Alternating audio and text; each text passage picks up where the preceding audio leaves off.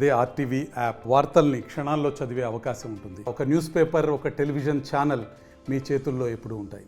కాకరేపుతున్నటువంటి Kadapa corporation సమావేశం సజావుగా సాగేనా, మళ్ళీ రచ్చరచ్చ జరిగేనా?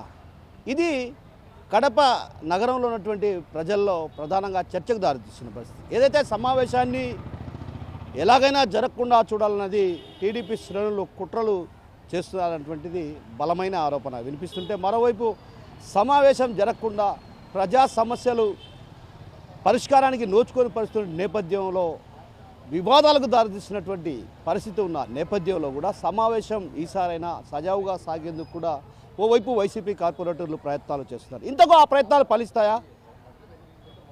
కడప కార్పొరేషన్లో వివాదాలకు దారితీయకుండా సజావుగా సాగేనా? పోలీసులు ప్రేక్షక పాత్ర వహించకుండా ఈసారైనా భద్రత భారీ స్థాయిలో ఏర్పాటు చేస్తారా? అసలు సమావేశానికి కార్పొరేటర్లు అదేవిధంగా అందులో ఉన్నటువంటి ఎక్స్-అఫిషియో సభ్యులు తప్ప మిగతా వారిని ఎవరిని అనుమతించకుండా చర్యలు తీసుకుంటారా? ఇది ప్రధానంగా కడప నగరంలో ఉన్నటువంటి ప్రజల్లో తెలుస్తున్నటువంటి అంశం. కడప కార్పొరేషన్కు సంబంధించి ప్రతి సమావేశం కూడా వివాదాలకు దారితీస్తున్న పరిస్థితి. ఏదైతే కుర్చీ కారణంగా ఏర్పడినటువంటి వివాదం, రెండు సమావేశాలు కూడా రచ్చరచ్చ జరిగిందనే చెప్పాలి. అయితే తొలుత మనం అసలు ఏం జరిగింది అన్నటువంటి విషయం, కడప కార్పొరేషన్లో ఎందుకు ఇంత వివాదానికి దారితీస్తుంది, అసలు ఎందుకు కుర్చీ వేయకపోవడానికి ప్రధాన కారణాలు ఏంటి అని ఒకసారి లోతుగా అధ్యయనం చేస్తే, ఏదైతే తొలుత అంటే కూటమి ప్రభుత్వం ఏర్పాటయ్యాక జరిగిన సమావేశంలో కార్పొరేటర్లందరూ కూడా ఎమ్మెల్యేని గౌరవించారు. అయితే ఆ గౌరవించిన క్రమంలో ఆమె ఒక్కసారిగా ఏదైతే మేయర్ అధ్యక్షతన ఆ సమావేశం జరుగుతుంది, అక్కడ ఆమె తానే అన్నింటా ఉన్నానంటూ కూడా ఓ రకంగా ఆమె అధ్యక్షతన జరుగుతున్నట్టు భావించి అన్ని విషయాల్లో తలదూర్చడంతో ఒక్కసారిగా కార్పొరేటర్లు వ్యతిరేకించినటువంటి పరిస్థితి. అయితే ఆ క్రమంలోనే ఒకసారిగా ఏదైతే చెత్త వ్యవహారం చిలికి చిలికి గాలివానగా మారి చెత్త ఎత్తకపోవడంతో చెత్తను మేయర్ ఇంట్లో వేయాలంటూ కూడా ఓ రకంగా పిలుపునిచ్చిన నేపథ్యం. ఆ నేపథ్యంలో ఒక్కసారిగా తెదేపా శ్రేణులు చెత్త సేకరణ జరగడం లేదంటూ కూడా చెత్త మేయర్ ఇంట్లో వేయడం, ఇది ప్రధానంగా వివాదాస్పదానికి దారితీసింది. అయితే ఈ క్రమంలో ఏదైతే గతంలో వైసీపీ హయాంలో కూడా మేయర్ పక్కన అటు కడప కమలాపురం సంబంధించినటువంటి శాసనసభ్యులు ఈ చెరోవైపు కూర్చునేవారు.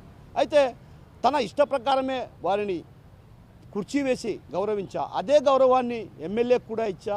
అయితే ఎమ్మెల్యే ఆ గౌరవాన్ని నిలబెట్టుకోలేదు. తన ఇంటిపై చెత్త వేయడమే కాదు, ఆ రోజు ఏదైతే తొలి రోజు జరిగినటువంటి సమావేశానికి ఆమె అటు సాటి మహిళా కార్పొరేటర్ను కూడా ఓ రకంగా తీవ్రమైనటువంటి విమర్శలు చేసిన పరిస్థితి. అంటే అక్కడ ప్రధానంగా మేయర్ అధ్యక్షతన సమావేశం జరుగుతుంది, అక్కడ ఏదైనా ఆమె సూచనలు సలహాలు ఇవ్వాలే తప్ప ఎక్కడే కానీ వాటి వ్యవహారాల్లో జోక్యం చేసుకోకూడదన్నది ఆయన చెప్తున్నటువంటి వాదన. అయితే ఈ క్రమంలోనే ఈ వివాదాలకు దారితీసినటువంటి పరిస్థితుల నేపథ్యంలో ఒక్కసారిగా కుర్చీ లేకుండా చేశారు. అయితే కుర్చీ లేని కారణంగా, అంటే కుర్చీ వేయని కారణంగా రెండు సమావేశాల్లో కూడా ఆమె రచ్చరచ్చ చేసిన పరిస్థితి.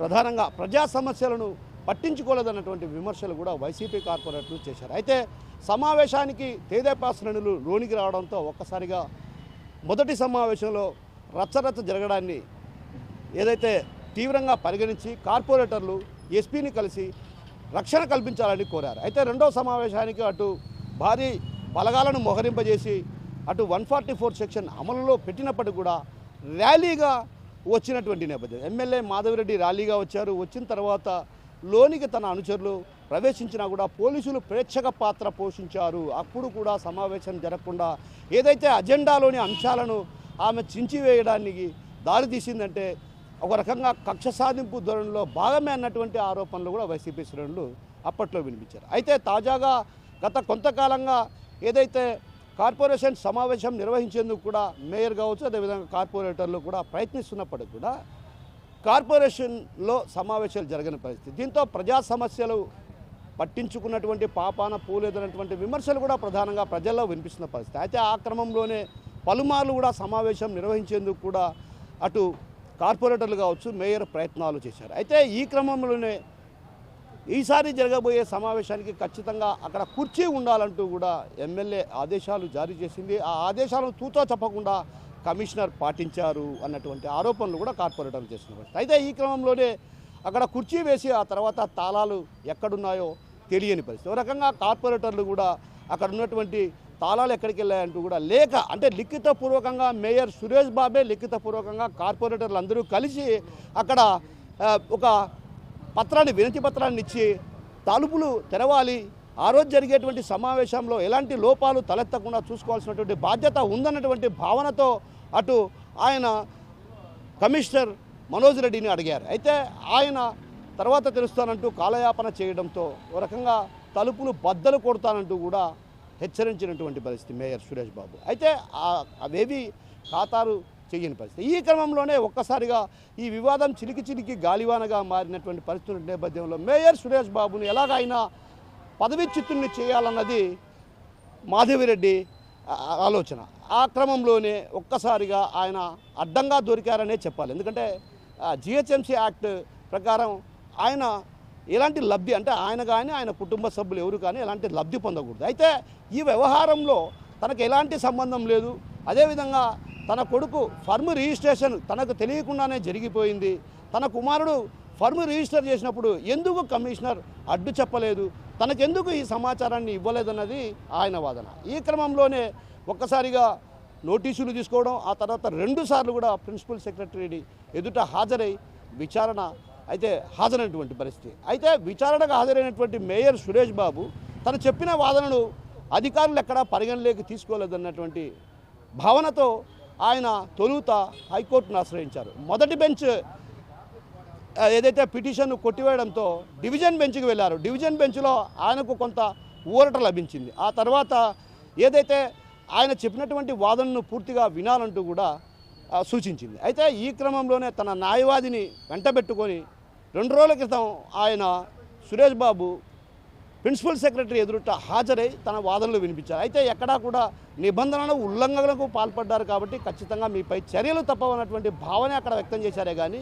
సంబంధిత అధికారులు ఎందుకు బాధ్యులు చేయడం లేదంటూ కూడా ఆయన న్యాయవాది సమక్షంలో ప్రశ్నించారు. అవేవి కూడా అటు పరిగణలోనికి తీసుకొని పరిస్థితి. ఈ క్రమంలోనే ఒక్కసారిగా అటు సమావేశం ఈ నెల అంటే 20వ తేదీన సమావేశం నిర్వహించాలని ఇప్పటికే నిర్ణయం తీసుకున్నారు. అయితే ఈ క్రమంలో ఒకవైపేమో సర్వసభ్య సమావేశానికి తాళాలు వేయడం, మరోవైపు మేయర్ సురేష్ బాబును పదవీచ్యుతుణ్ణి చేయాలనుకుంటే కంకణం కట్టుకున్నటువంటి ఎమ్మెల్యేకి ఓ రకంగా ఎదురు దెబ్బ తగిలిందన్నటువంటి వాదనల నేపథ్యంలో కూడా సమావేశాన్ని జరగకుండా చూడాలన్నదే అటు టీడీపీ శ్రేణులు చేస్తున్నటువంటి కుట్రలో భాగమే అన్నటువంటి ఆరోపణలు కూడా వినిపిస్తున్నాయి. అందులో భాగంగానే ఏదైతే గడిచిన 2 సమావేశాల్లో కూడా భద్రత కల్పించాల్సిన పోలీసులు పూర్తి స్థాయిలో చేతులు చేశారన్నటువంటి ఆరోపణల నేపథ్యంలో అటు కార్పొరేటర్లు అదేవిధంగా మేయర్ సురేష్ బాబు కూడా హైకోర్టును ఆశ్రయించారు.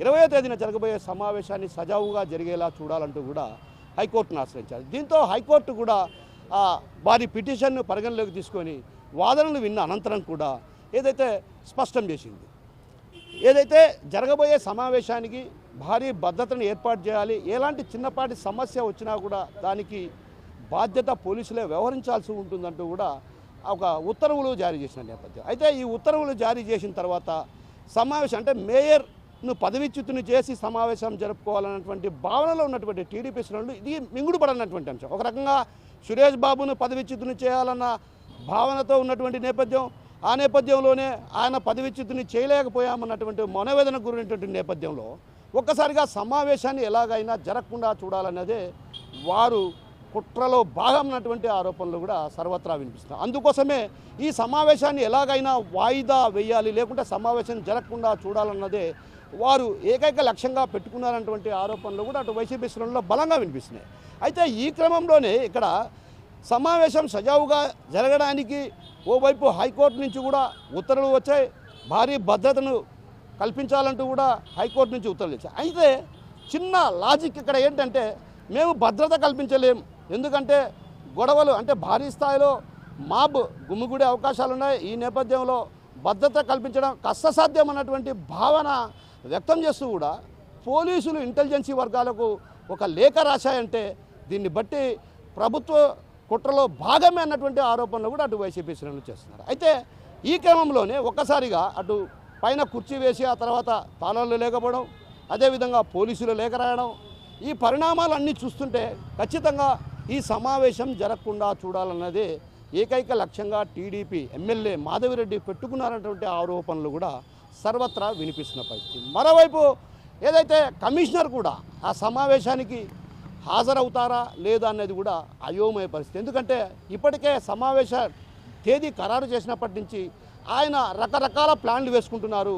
కోర్టుకు వెళ్ళాలి, కోర్టు వాయిదా ఉంది, మరోవైపు విజయవాడలో సమావేశం ఉందంటూ కూడా రకరకాల కారణాలు చెప్తున్నారన్నటువంటి ఆరోపణలు కూడా బయట కార్పొరేషన్లో వినిపిస్తున్న పరిస్థితి. అంటే దీన్ని బట్టి చూస్తే ఎలాగైనా సమావేశాన్ని జరగకుండా చూడాలన్న భావనే తప్ప ఎక్కడా కూడా సమావేశం జరిపించాలి, సజావుగా ప్రజా సమస్యలను పరిష్కరించే దిశగా అడుగులు వేయాలన్నటువంటి భావన ఎమ్మెల్యేకు లేదన్నటువంటి వాదనలు అటు వైసీపీ కార్పొరేటర్లు చేస్తున్న పరిస్థితి ప్రధానంగా కడపలో కనిపిస్తుంది. అయితే 20వ తేదీ జరిగే సమావేశానికి కమిషనర్ వస్తారా, లేకుంటే డిప్యూటీ కమిషనర్ ఆయన స్థానంలో ఉన్నటువంటి డిప్యూటీ కమిషనర్ సమావేశాన్ని నిర్వహిస్తారా, అదేవిధంగా సమావేశానికి పోలీసులు భద్రత కల్పిస్తారా, లేదంటే గతంలో 2 సార్లు ఏదైతే తెదేపా శ్రేణులు లోనికి చొరబడ్డారన్నటువంటి ఆరోపణలు ఉన్న నేపథ్యంలో అదే తరహాలోనే వ్యవహరిస్తారా అన్నది వేచి చూడాల్సినటువంటి అంశం. ప్రధానంగా ఇక్కడ గత కొంతకాలంగా బడ్జెట్ సమావేశాలు కూడా నిర్వహించుకోలేని పరిస్థితి. అదేవిధంగా కడప కార్పొరేషన్లో ఏం జరుగుతుందో మేయర్కు కూడా తెలియకుండా జరుగుతున్నాయంటే ఇక్కడ ఏ స్థాయిలో పెత్తనం చెలాయిస్తున్నారో అర్థం కావడం లేదన్నటువంటి వాదనలు కూడా అటు వైసీపీ శ్రేణుల్లో వినిపిస్తున్న పరిస్థితి. ఏది ఏమన్నప్పటికీ 20వ తేదీ జరగబోయేటువంటి సమావేశం ఉత్కంఠ పరిస్థితులకు దారితీస్తుందా, లేకుంటే ప్రశాంత వాతావరణంలో సజావుగా ప్రజా సమస్యలను చర్చించే దిశగా అడుగులు వేస్తారా, లేదంటే యథారాజా తదా ప్రజా పంతం నీదా నాదా అన్నట్టు రీతిలో వ్యవహరిస్తారా అన్నది వేచి చూడాల్సిందే. కెమెరా పర్సన్ హరితో కిషోర్, RTV కడప నుంచి. మరిన్ని వీడియోస్ కోసం ఛానల్ ని సబ్స్క్రైబ్ చేయండి, లేటెస్ట్ అప్డేట్స్ కోసం వాట్సాప్ ఛానల్ ని ఫాలో చేయండి అండ్ లింక్ డిస్క్రిప్షన్ లో ఉంది.